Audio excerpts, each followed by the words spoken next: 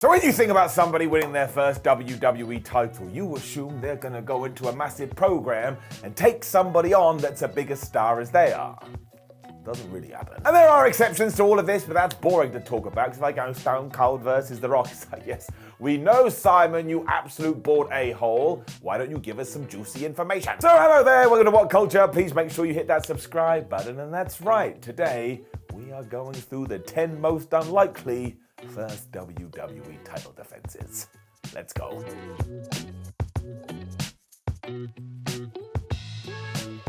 10 Roman Reigns versus Jey Uso. Happening at the 27th of September 2020 Clash of the Champions pay-per-view, premium live event, I don't think anybody called Jey Uso being Roman Reigns' first opponent, and if you did, I shall call you a liar. Roman had found himself with the Universal title after that out-of-nowhere Payback show, and a few days after this, Jey Uso made his return to TV after being away for 3 months, went into a fatal four-way match, won that thing, meaning he was now the number one contender, and his cousin was the champion. As it turned out, this was genius, because not only did Uso reinvent himself during this mini-feud, but it had such a good finish when Jimmy Uso also made his comeback to WWE and he threw in the towel, mostly because the head of the table had gone crazy, was ready to murder his family member. This also happened at the Hell in a Cell I Quit match that happened about a month later, where Jimmy was like, please Reigns, would you stop? And do you know what all this led to? The formation of the Bloodline. As I stand here in late 2022, the Bloodline has been some of the best TV WWE has done in years, so you gotta give a round of applause to this booking.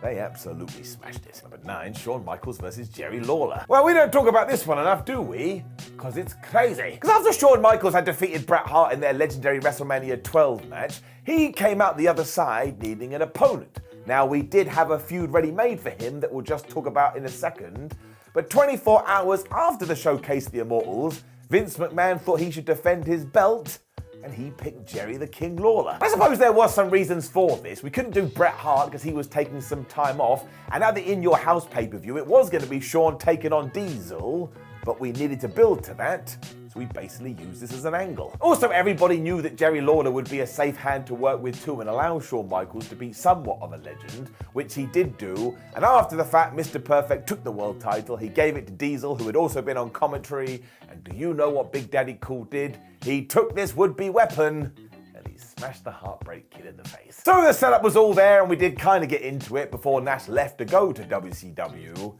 and I tell you, 1996 is a really weird time in the WWF. I don't really think they knew what they were doing. Number 8, Chris Benoit versus Rhino. So we do always have to reference the fact that it is very hard to talk about Chris Benoit these days. I know it happened so long ago, but you always have to bring it to the forefront. Remember the memories of the victims. Anyway, back in 2004, he had just won the World Heavyweight Championship at WrestleMania 20 after beating Triple H and Shawn Michaels. When around about a week later, we were on Raw, and Vince McMahon decided he should have a title defense against Rhino.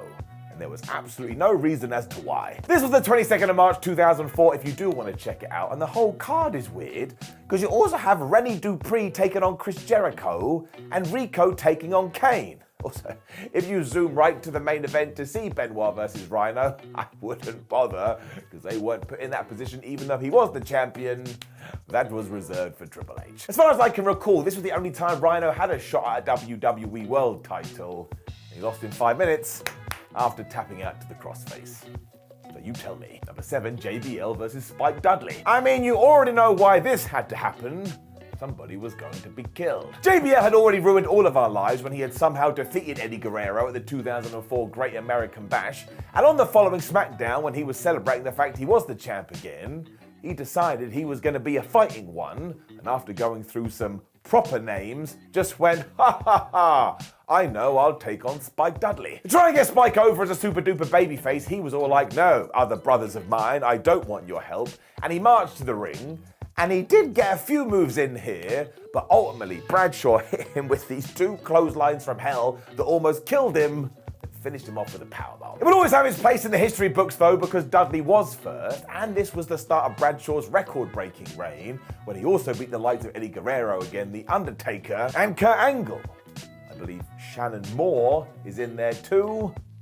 I I like to be a fountain of information. Number 6, Bruno Sammartino versus Miguel Torres. So we are going way back now because on the 18th of May 1963, Bruno Sammartino was not only the WWF champion, he was about to change wrestling forever. I mean, who knew he was going to hold on to this thing for 8 years after he had defeated Buddy Rogers at Madison Square Garden, and the amount of dudes he beat to get here. I mean, there was Lou Thesz, Boris Malenko, Gene Knitsky. Bruno had basically taken everybody down. Now he was on the mountaintop. This is why it is very strange that his first defense was against Miguel Torres, a dude that even if you want to go and research today, you're not going to find many details about. We do know that in 1957, Miguel started to hit his stride where he had some success in the NWA and the CWC, which was essentially the precursor promotion to the WWF. He certainly wasn't the type of dude to be booked into a title program though, and as far as we know, never won any kind of championship gold. And his record was 1-2, lost 7, drawn 1. So I suppose it was just some random face for Bruno Sammartino to built. Was gibberish that came out of my mouth, Bruno Sammartino, but you don't have to worry about that because it's everything else that became so important. But if you want to know your history, it starts with Miguel. Number 5, Yokozuna versus Crush. I mean, who else, right? You're a Samoan wrestler pretending to be a Japanese dude, so you've got to take on someone else that may or may not be from Hawaii. It's just classic wrestling. You do need to go to the 12th of July 1993 episode of Raw to see this, and no, of course, we're not talking about Zunes' first reign, because that was WrestleMania 9 when it was abruptly ended by Hulk Hogan. Instead, we're going to move forward a few months when Yoko finally beat Hulk Hogan at the King of the Ring to become a 2-time champion, when he turned his attentions to Crush. And this all began because after Yokozuna had his hand raised, he went to an aircraft carrier and was like, oh, I bet no one can slam me. And no, I'm not kidding. Of course, Lex Luger was the winner of that competition, but Crush was a dude that almost got him up. Therefore, everyone decided he should have a championship match. It went down on the following Raw, and as it turned out, this was just to get Zunes over as an absolute monster, because he hit Bonze drop after Bonze drop after Bonze drop, to the point Crush had to be stretched out of there, as the commentary team also said, well, he already had a bad back after he tried that slam. What an absolute loser. So yeah, it was great for Yoko, and he went on to have a terrific run.